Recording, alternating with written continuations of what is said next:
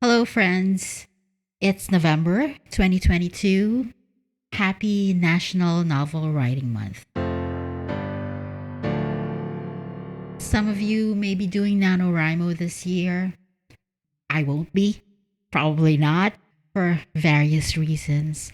But I feel that even if you don't plan on doing the NaNoWriMo challenge, it doesn't mean we can't celebrate National Novel Writing Month. How I'm going to do that, I have no idea.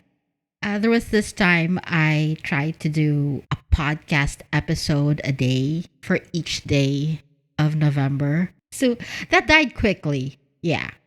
But I don't know. I seem to be more comfortable with my audio recording setup now. I can still do it, even though it's technically already November 2 where I am as I record this. On the other hand, it's still November 1 in the States. I don't know. We shall see.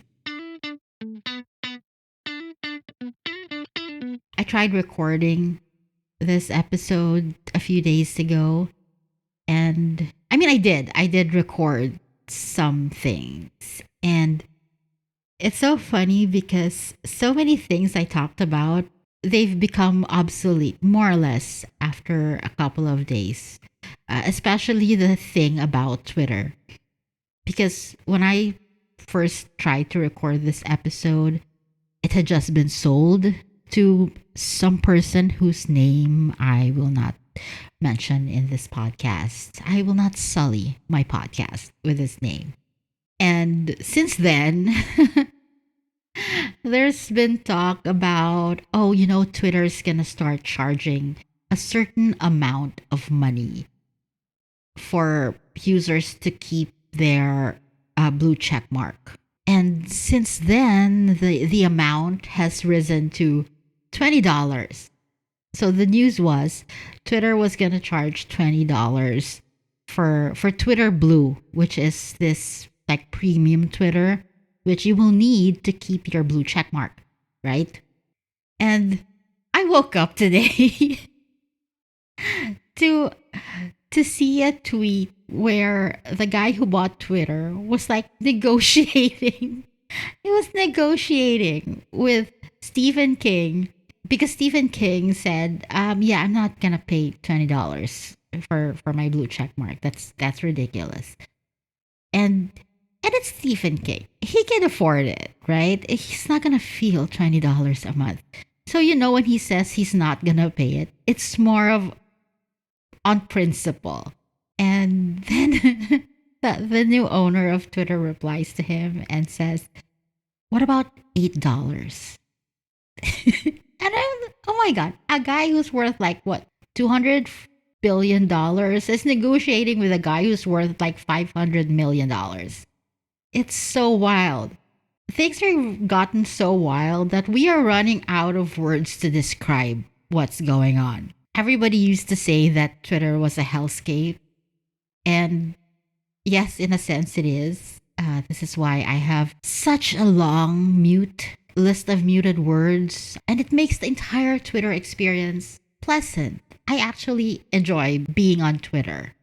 And not that I am actually selling a lot of books on Twitter, but that's not what I'm there for. The whole thing has been fun so far. But yes, Twitter was a hellscape, especially for certain kinds of people. It's not their fault. They're just horrible people on the internet, just like in real life. Now, with this new change, this new changing of the guard, changing of the owner, things have gotten worse. For one thing, apparently the entire board of directors of Twitter was dissolved. So now the owner is the single member of that board. And a lot of higher up executives were fired. They were let go. I don't know. Is that the same thing? But they were let go. And apparently the people who are monitoring like reports are either like suspended or they were also let go. So there's no one's moderating anything. It's wild. So the whole thing got me to thinking, right? I always tell people, well, I try. not to be too dependent on platforms, especially free platforms, social media platforms, Twitter, Facebook, even Wattpad. It's not a good idea to make your entire career or your job or your income dependent on a platform that you don't pay for, that you don't own, that you have no stake in. Because shit like this happens.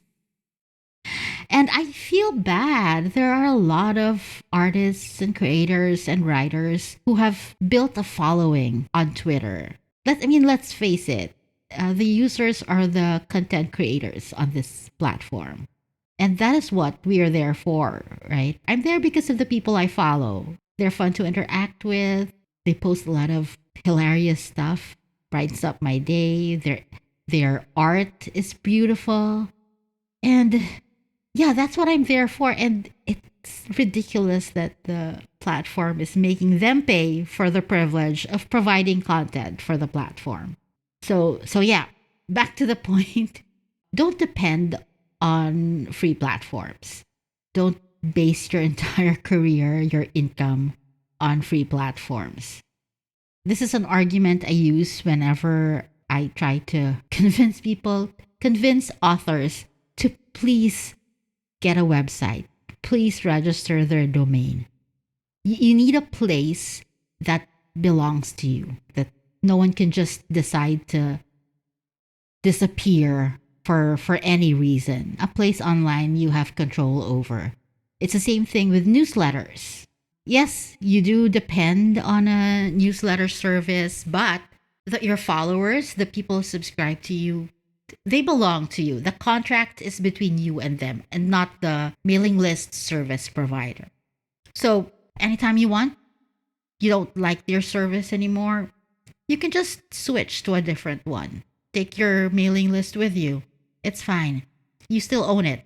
You can't do that with Twitter. You can't say, "Oh, I don't like Twitter anymore. This is an even bigger hellscape than it used to be. So I'm just gonna take my followers and transfer them over to like Tumblr or Instagram." You can't do that. It's not a thing. So yes, own your online presence. I don't own my Twitter presence. If Twitter decides to kick me out, there's nothing I can do about it. It's the same thing with Wattpad. So what I'm saying is, just get a damn website. Authors, writers, even if you don't have a book out yet, just get a damn website. Reserve your domain name. Even if you're not using it yet, at least you will have it, right? And that is that is the lesson I'm taking away from all of this. Last week in episode 1, I didn't actually commit to making this a regular podcast. I said maybe once a week, maybe twice a month, or every other week. But if this goes out, that means it's a thing I'm gonna be doing now. I've decided Wednesdays I would have an episode out every Wednesday. Mostly because most of the podcasts I listen to, they always have a new episode out on Monday. And I thought, you know what, let's spread the love around. I should put mine out on a different day. So Wednesday. This is if I do this right, I'll have an episode every Wednesday. Plus, I already have a Monday deadline for a thing. My Patreon schedule is a new chapter every Monday, so I didn't want to be scrambling and rushing to finish things. Yeah, I think that would be a good schedule. I mean, look at me, right? I'm scheduling stuff now. I don't usually do that. I just my life is chaos. So Wednesdays, I hope I get my next episode 3 out on time next week. Although I am considering doing like random episodes because I don't know, things just keep happening and I want to talk about it and I don't want to blog. I explained it in the last episode why I don't want to blog anymore.